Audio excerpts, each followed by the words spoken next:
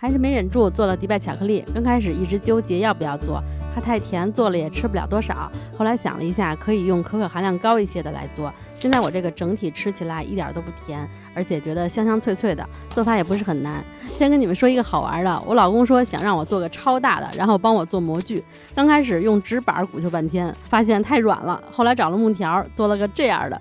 但是这个木条也太大了吧，占了模具一半的高度，最后以失败告终。不过我想了想，没成功也挺好的，不然不知道要花多少材料钱。言归正传，来做巧克力吧。首先买一包面包丝，我买的国产的，量大实惠。面包丝解冻以后，用剪子给它剪成小段，剪下130克就够了。锅里放黄油，融化以后把面包丝放进去，小火翻炒。也可以用烤箱烤，但是我想了一下，烤箱烤肯定也不会一下就烤均匀，还是要搅拌，时间可能会更久，所以就直接放锅里炒吧。最后就给它炒到这种浅黄色，然后你听它这个声儿是脆脆的声音就可以了。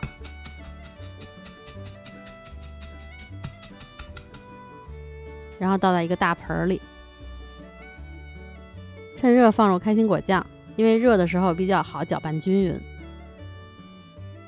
拌匀就好了。我看了一下国外拍的正版迪拜巧克力的视频，这个巧克力掰开以后，中间的馅儿应该是粘稠状的，不应该是很干的状态，所以开心果酱不能太少。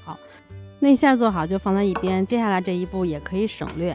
白巧克力隔热水融化，分成2份，分别加上黄绿色素，然后给它随意的挤到模具上来。等我做好以后，我才发现啊，正版的好像应该是橙绿色素。如果有橙色的话，可以用橙色。其实如果你有那个彩色的巧克力笔，直接给它泡在热水里融化了，然后挤上去就行了，这是最省事儿的。如果没有笔的话，这一步就省略吧，用白巧克力挺麻烦。然后再把黑巧克力隔热水融化，热水温度在60度左右，不要太高。如果能调温，效果是最好的。但是我不知道是我巧克力太便宜了，还是室温太低的缘故，试了2次调温失败了。反倒这个没调温的做出来效果挺好，也不是很容易化。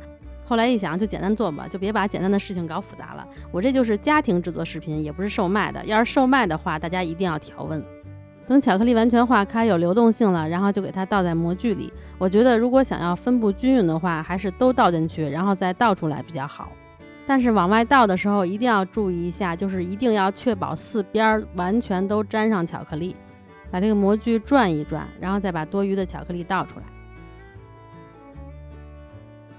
上面的边儿如果沾上巧克力了，就及时用刮板给它刮掉就行了。然后就放到冰箱里去冷藏或者冷冻一会儿，也就是5到10分钟的样子就好了。等底下这层完全凝固了，就把内馅铺上来。我用的这个模具是130克面包丝和170克开心果酱全部都铺上来，正好的。我做之前搜了一下国外博主们做的版本，内馅有2个版本，韩国的会在开心果酱里加白巧克力，欧美的是大部分的开心果酱里再加一些芝麻酱或者花生酱。然后我特意还搜了亚马逊网站，想搜个正宗的配料表，结果发现一堆仿品，没找到正宗的。后来找到了一个别人的评测，说是这个酱里应该是添加了芝麻酱或者花生酱。如果大家家里有的话，可以替换10到20克的花生酱或者芝麻酱试试。我刚好家里没有，就全用的开心果酱，我觉得可能复合的味道会更好一些。内馅填好以后，给它多压一压，压实了，然后再把剩下的巧克力倒在上边。我这个配方给的巧克力融化的是250克，会稍微多一点，多了没事儿，多了刮出去就行了。刮出去的巧克力凝固了呢，还能再做别的，但是如果少了就真的尴尬了。我就是找一个长尺子，把多余的给它刮掉。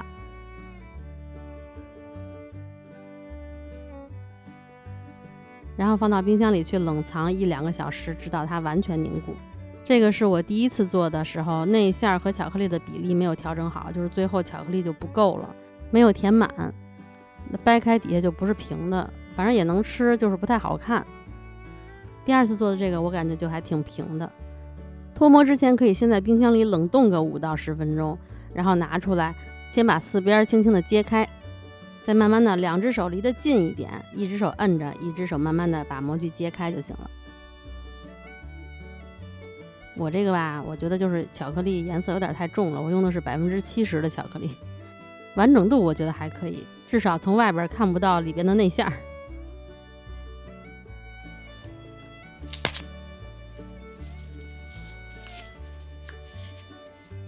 嘿嘿，我觉得还挺好的。